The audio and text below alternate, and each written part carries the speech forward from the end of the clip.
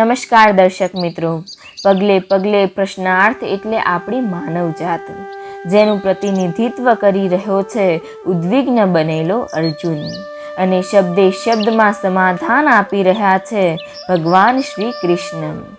જીવ અને શિવના આ અદ્ભુત સંવાદની આપણી આ સફરમાં આજે આપણે વાત કરીશું અધ્યાય 4 જ્ઞાન કર્મ સંન્યાસ યોગની.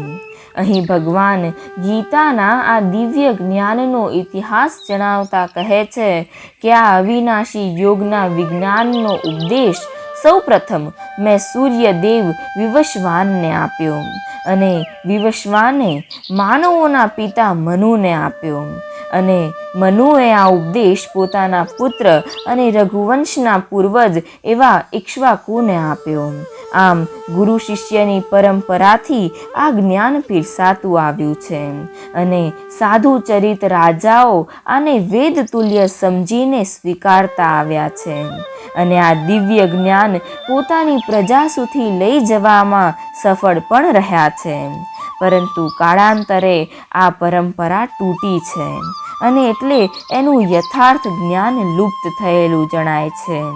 પરંતુ તું મારો સખા છે, મારો ભક્ત છે, અને આ દિવ્ય જ્ઞાન સમજી શકવા સમર્થ છે, એટલે આ પ્રાચીન યોગ પરમેશ્વર સાથેના સંબંધનું વિજ્ઞાન હું તને કહી રહ્યો છું. પરંતુ આ વાત અર્જુન સમજી શકતો નથી, એટલે એણે કહ્યું, પણ માધવ, તમારો જન્મ તો અર્વાચીન કાળમાં થયો છે, અને સૂર્યદેવ વિવસ્વાનનો જન્મ તો પ્રાચીન કાળમાં છે, તો પછી તમે એમને ગીતા ઉપદેશ આપ્યો કઈ રીતે?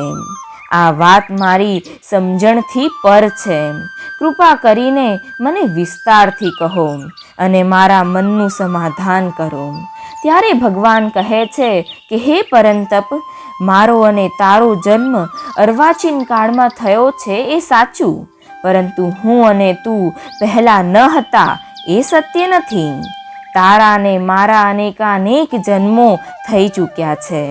ફર્ક માત્ર એટલો છે કે હું એ જન્મ અને એમાં કરેલા કર્મોને યાદ રાખી શકું છું, અને તું યાદ રાખી શકતો નથી. હે અર્જુન, હું તો અજન્મા છું, અવિનાશી છું, અને સર્વે જીવો સમગ્ર સંસારનો સ્વામી છું. પરંતુ પ્રકૃતિમાં આવેલા વિઘ્નોને દૂર કરવા હું અનેક અવતારો ધારણ કરી ચૂક્યો છું, અને કરતો રહીશ. અજ્ઞાની જ્યારે હું આવું એને મારો જન્મ, અને જવું ત્યારે એને મરણ સમજે છે, કેમ કે યોગ માયાના પડદામાં છુપાયેલો હું સાધારણ મનુષ્યની જેમ પ્રગટ થઉં છું. પણ આ સત્ય નથી. કર્મ કે પ્રકૃતિથી પ્રેરિત મારો જન્મ નથી. જ્યારે જ્યારે ધર્મની હાનિ થાય છે, અધર્મ વધે છે, ત્યારે ત્યારે અહિંસા, સત્ય, યજ્ઞ, દાન, તપ, અધ્યયન, અધ્યાપન, પ્રજાપાલન, વર્ણ આશ્રમ, ધર્મપાલનને પુનઃ સ્થાપિત કરવા, હિતકારી, સદાચારી, શ્રદ્ધાળુ લોકોનો ઉદ્ધાર કરવા, પ્રકૃતિના નિયમનો પ્રચાર કરવા, મમતા, આશક્તિ, કામના રહિત કર્મનો વિકાસ કરવા, પાપીની અંદર છુપાયેલા જ્ઞાનના પ્રકાશ પુંજની એને ઓળખ કરાવવા, પથભ્રષ્ટ થયેલાને સાચો રાહ ચીંધવા હું યુગો યુગોથી મારા દિવ્ય સ્વરૂપમાં અવતરતો રહ્યો છું. મારા જન્મની જેમ જ મારા કર્મો પણ દિવ્ય છે. નીતિ, ધર્મ, પ્રેમ, ભક્તિથી ભાવયુક્ત મારા કર્મોમાં માત્ર કલ્યાણ ભાવ છે આ સંસાર માટે. અહમ, દ્વેષ, કામનાથી એ પર છે. જે મનુષ્ય મારા પ્રાગટ્ય તથા કર્મોની દિવ્ય પ્રકૃતિને જાણે છે એ ભૌતિક બંધનોથી મુક્ત થઈને સનાતન ધામને પામે છે. એના રાગ, દ્વેષ, ભય, ક્રોધ નષ્ટ થઈ જાય છે. ચિત્ત મારામાં સ્થિર થઈ જાય છે, અને એ મારામાં સમાઈ જાય છે. હું સર્વત્ર વ્યાપ્ત છું. જેવી રીતે જેણે જેણે જ્યારે જ્યારે મને બોલાવ્યો છે, ત્યારે ત્યારે હું એ જ રૂપમાં એને મળ્યો છું. જે મારા માટે વ્યાકુળ થાય એને મળવા હું પણ આતુર થઈ જઉં છું. જે મારા પર ન્યોછાવર થઈ જાય થાય હું એના માટે સર્વસ્વ લૂંટાવી દઉં છું. જેવું તું મને આપીશ એવું જ તું પામીશ. આ સમસ્ત પ્રકૃતિ ચક્રની રચના મેં કરી છે. બ્રાહ્મણ, ક્ષત્રિય, વૈશ્ય અને શૂદ્ર એમ 4 વર્ણોની રચના પણ મેં કરી છે, જેમાં સૌ કોઈ એકબીજા પર નિર્ભર છે. બધા જ સમૂહ, ગુણ અને કર્મોથી બંધાયેલા છે. મારો ધર્મ સ્વકર્મ કરવાનો છે, એમ તારો પણ ધર્મ સ્વકર્મ કરવાનો છે, અને એ જ સર્વોપરી છે. તું મારાથી જોડાયેલો છે, હું તારાથી જોડાયેલો છું. પછી કોઈ ઊંચ કે નીચ કઈ રીતે હોઈ શકે? પરંતુ અહમ બ્રાહ્મણને ક્ષત્રિયથી, ક્ષત્રિયને વૈશ્યથી અને વૈશ્યને શૂદ્રથી ઊંચ નીચ કરાવે છે. મારી પ્રકૃતિમાં બધા જ સમાન છે અને બધાના જ કર્મ મહાન છે. જેમ હું કોઈ પણ પ્રકારની ફલેચ્છા કે કરતાપણાના અહમ વગર કર્મ કરું છું, તેમ તું પણ તારા પૂર્વજોની જેમ કામના અને મોહથી વિરક્ત થઈને તારું કર્મ કર. તારા ધર્મનું પાલન કર. તું પણ જન્મ મરણના ચક્રમાંથી મુક્ત થઈને દિવ્યતાને પામીશ. હે અર્જુન, કર્મ શું છે, અકર્મ શું છે, એનો નિર્ણય કરવામાં બુદ્ધિશાળીની મતિ પણ મૂંઝાઈ જાય છે. કર્મ તત્વનું એક જ્ઞાન મેળવ્યા પછી તું સર્વે અશુભમાંથી મુક્ત થઈ જઈશ. કર્મનું સ્વરૂપ સમજવું, અકર્મની સ્થિતિને ઓળખવી અને વિકર્મોને અલગ તારવવા, કર્મની આ ગતિને બધા જ સમજી શકતા નથી. શાસ્ત્ર વિહિત કર્તવ્ય એ કર્મ છે એ કહેવું ખૂબ જ સરળ છે, પરંતુ એ આચરણમાં ન આવે તો કર્મનું સ્વરૂપ બદલાઈને એ અકર્મની શ્રેણીમાં આવી જાય છે. આસક્તિ, ફલેચ્છા, મોહ, અહંકારને છોડીને જ્યારે જ્ઞાની કર્મને અકર્મ ભાવથી જુએ છે, ત્યારે તે કર્મ કરીને પણ કર્મથી મુક્ત રહે છે. ત્યાં પછી કર્મ અકર્મનો ભેદ રહેતો નથી. ત્યાં કેવળ કર્તવ્ય ભાવ હોય છે, જે મનુષ્યને કંઈ મેળવવાની જરૂર નથી લાગતી. કર્મની ઈચ્છા નથી હોતી, કોઈ ભોગની અપેક્ષા નથી. જેણે ઈચ્છા, કામના, વાસનાનો ત્યાગ કર્યો છે અને શરીર સંબંધી કર્મ જ કરે છે, જેમ કે ભૂખ લાગે છે ત્યારે ખાય છે અને તરસ લાગે ત્યારે પાણી પીવે છે, એ પણ પાપી નથી. પછી ભલે ને તેણે યજ્ઞ, દાન, અનુષ્ઠાનનો પણ ત્યાગ કર્યો હોય, કેમ કે એનો ત્યાગ કામના રહિત છે અને ક્યાંક ને ક્યાંક એમાં પ્રકૃતિનું હિત છે. કોઈને મનવાંછિત ફળ મળે તો એમાં એનો રાગ જાગે, આનંદિત થાય અને વધુ મેળવવાનો મોહ ઉત્પન્ન થાય. કોઈને પ્રતિકૂળ મળે તો દ્વેષ જાગે અને એને નષ્ટ કરવાની ઈચ્છા થાય. પરંતુ આ બંને પરિસ્થિતિમાં જે શાંત, પ્રસન્ન ચિત્ત રહે, હર્ષ શોકના દ્વંદ્વથી દૂર રહે, એ જ સાચો કર્મયોગી કહેવાય.